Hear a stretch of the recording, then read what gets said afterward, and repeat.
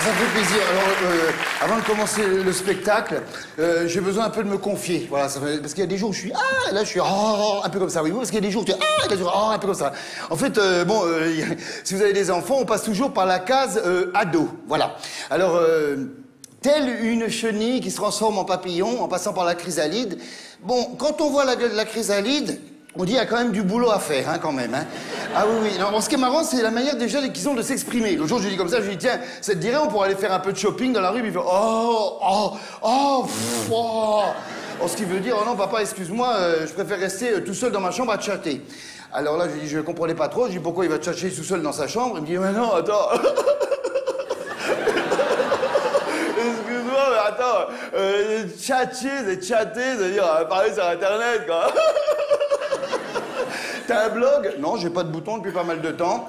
Non, un blog, c'est un journal. Je dis, oui. Je dis, moi, le seul journal que je connais, c'est le Globe. Ceci dit, je me suis rendu compte qu'en fait, que les ados d'avant et les ados d'aujourd'hui, c'est les mêmes. C'est vrai, parce que eux, ils chattent sur l'écran. Nous, on tchatchait sur le banc. Hein. C'est vrai qu'eux, ils ont un blog avec des amis. Nous, on avait les amis du bloc. Hein. Après, on faisait des cabanes dans les arbres. Eux, ils font des tanières dans leur chambre.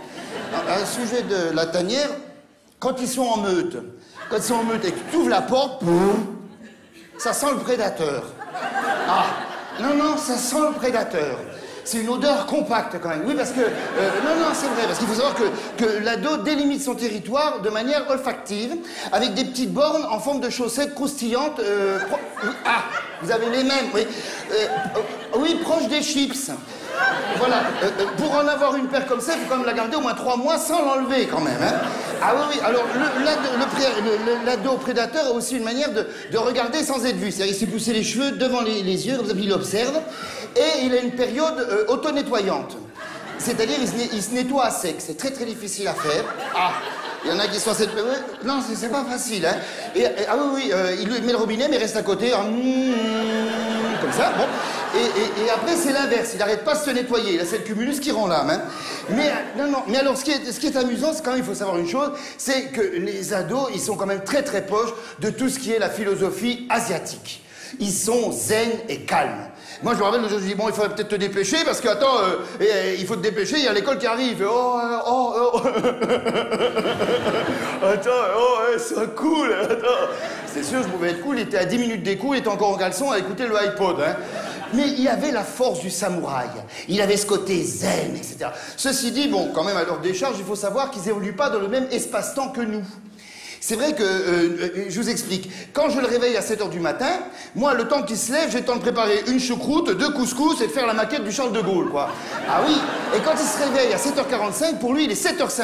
Il y a 40 minutes de distorsion temporelle. Ah bah oui, ça fait réfléchir quand même, bah oui. Ceci dit, le seul moment où il est en adéquation avec nous et que la seconde est la même, c'est quand il a faim. Ah, ça c'est terrible, ça. Ah oui, ça c'est terrible. C'est-à-dire qu'il part de la chambre jusqu'à la cuisine, ça donne...